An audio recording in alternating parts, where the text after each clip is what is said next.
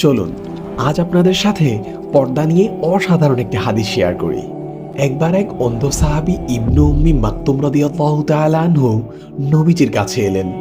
নবী করিম সাল্লাল্লাহু আলাইহি ওয়াসাল্লাম সাথে সাথেই তার দুই স্ত্রী উম্মু সালামা ও মাইমুনা রাদিয়াল্লাহু তাআলা আনহুমাকে ঘরের ভেতরে চলে যেতে বলেন।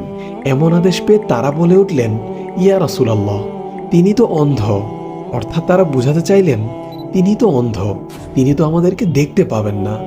প্রতি উত্তরে নবী করিম সাল্লাল্লাহু আলাইহি ওয়াসাল্লাম বললেন, তোমরা তো অন্ধ নও।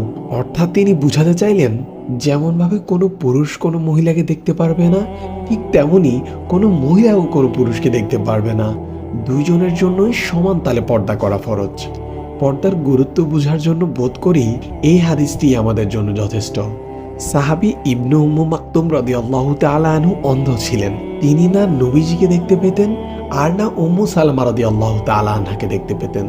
তথাপি নবীজি সাল্লাল্লাহু আলাইহি ওয়াসাল্লাম সেদিন উম্মু সালামা রাদিয়াল্লাহু তাআলা আনহাকে ভেতরে চলে যেতে বলেছিলেন। এই সাহাবীর হয়তোবা চোখে আলো নেই, কিন্তু উম্মু সালামা রাদিয়াল্লাহু তাআলা আনহা তো অন্ধ ছিলেন না। অকারণে হয়তো কেনই বা পুরুষকে দেখবেন তিনি?